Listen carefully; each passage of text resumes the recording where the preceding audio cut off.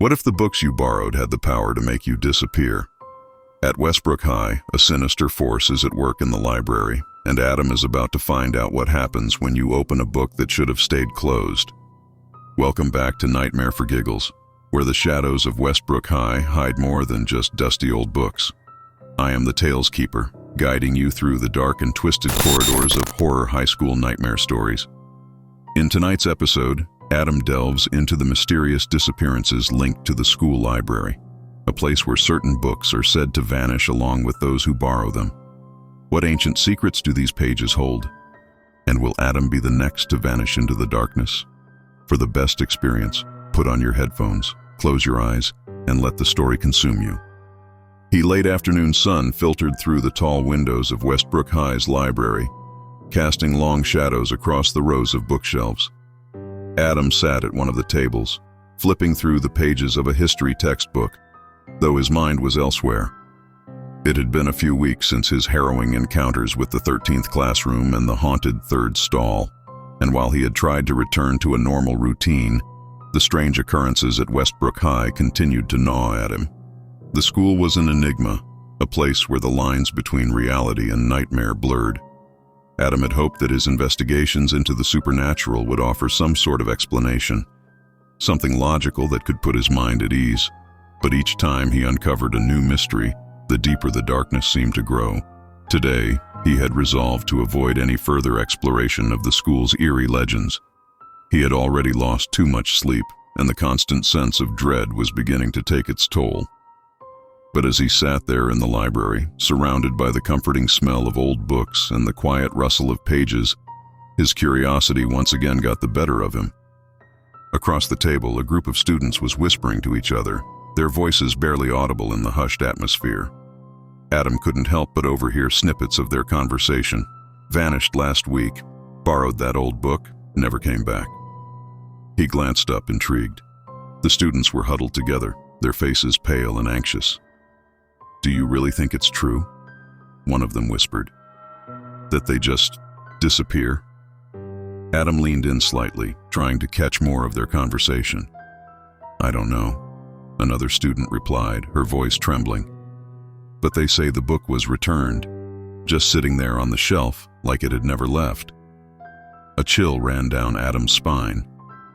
The library was supposed to be a place of knowledge, of safety. But the way these students spoke made it sound like something far more sinister was at play.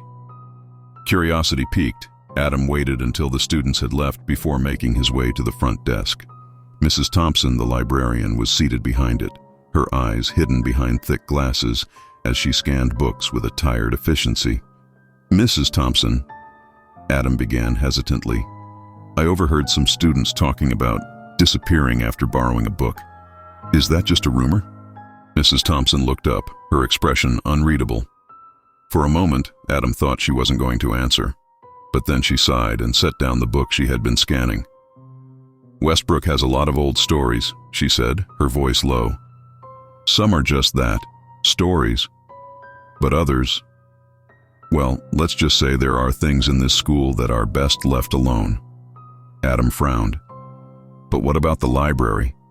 Have students really vanished after borrowing a book?" Mrs. Thompson hesitated, then nodded slowly. "There's a section of the library where we keep some of the older, more obscure texts.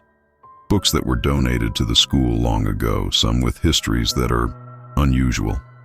I've heard the rumors, of course. Some students say that if you borrow the wrong book, you might not return it, because you won't be able to." The librarian's words sent a shiver through Adam. He had encountered strange and terrifying things before, but this was different. The idea that something as innocuous as a book could be dangerous felt both absurd and deeply unsettling. "Do you know where these books are?" Adam asked, his curiosity outweighing his better judgment. Mrs. Thompson gave him a long, appraising look. "I would advise you not to go looking for them, Adam. Some things are better left undiscovered." But Adam was already hooked. He nodded. But as soon as Mrs. Thompson turned her attention back to her work, he began to wander the library, weaving through the rows of shelves. The library was vast, with towering bookcases that seemed to stretch endlessly in every direction. The further back Adam went, the more isolated he felt, as though he were walking into another world entirely. The light grew dimmer, and the silence deepened, broken only by the soft creak of the floorboards beneath his feet. Eventually, he reached a section of the library that looked older than the rest. The shelves here were dusty, the books worn and tattered. The air was musty, carrying the faint scent of aged paper and forgotten secrets. Adam ran his fingers along the spines of the books, reading the titles, many of which were in languages he didn't recognize. One book in particular caught his eye. It was large, bound in cracked leather, with a title embossed in gold lettering, The Codex of Shadows. There was something about the book that drew him in, an inexplicable sense of allure mixed with dread. Adam hesitated, remembering Mrs. Thompson's warning, but his curiosity got the better of him, as it always did. He reached out and pulled the book from the shelf. The moment he touched it, a cold shiver ran through his body, and the lights above him flickered. Adam glanced around, suddenly aware of how alone he was in this forgotten corner of the library. The silence seemed to press in on him, heavy and oppressive. Ignoring the unease that had settled in his chest, Adam carried the book back to a nearby table and sat down. He opened the cover, revealing yellowed pages filled with dense handwritten text. The words were in English, but the script was difficult to read, as though it had been penned by a hand unaccustomed to the language. As he began to read, Adam felt a strange sensation, as if the words on the page were pulling him in, wrapping around his mind like tendrils of smoke. The book was filled with stories, dark, twisted tales of forbidden knowledge, ancient rituals, and malevolent entities. Each story was more disturbing than the last, filled with details that felt unnervingly real. Hours seemed to pass as Adam delved deeper into the book. The world around him faded away until it was just him and the codex. He was vaguely aware of the sun setting outside, the library growing darker as the shadows lengthened. Then, as he turned the page, Adam noticed something strange. The words were beginning to blur, the text shifting and twisting before his eyes. He blinked, trying to clear his vision, but the words continued to move, rearranging themselves into new patterns, new meanings. A sudden sharp pain shot through Adam's head, and he gasped, clutching his temples. The room seemed to spin around him, and for a moment, he felt as though he were falling into the pages of the book itself, into the darkness that lay within. Then, just as suddenly, the pain subsided, and the words on the page solidified into a single sentence. The reader must pay the price. Adam's heart skipped a beat. He stared at the sentence, trying to make sense of it. But before he could react, the lights in the library went out completely, plunging him into darkness. Panic surged through him as he fumbled for his phone, but when he pulled it out, he saw that the screen was blank, dead. The air around him grew colder, and in the silence, he heard something that made his blood run cold. Footsteps. They were soft at first, almost imperceptible, but they grew louder with each passing second, echoing through the darkened library. Adam's heart raced as he stood up, his hands trembling. The footsteps were getting closer, but he couldn't see anything in the darkness. "Who's there?" he called out, his voice shaky. There was no response, only the relentless approach of the footsteps. Adam backed away from the table, his mind racing. This couldn't be happening. It had to be a trick, a figment of his imagination. But the fear in his chest told him otherwise. Suddenly the footsteps stopped, and the silence that followed was even more terrifying. Adam held his breath, straining to hear anything, but there was only the deafening quiet. Then, out of the darkness, a voice whispered, low and cold, "You shouldn't have opened the book." Adam's breath caught in his throat.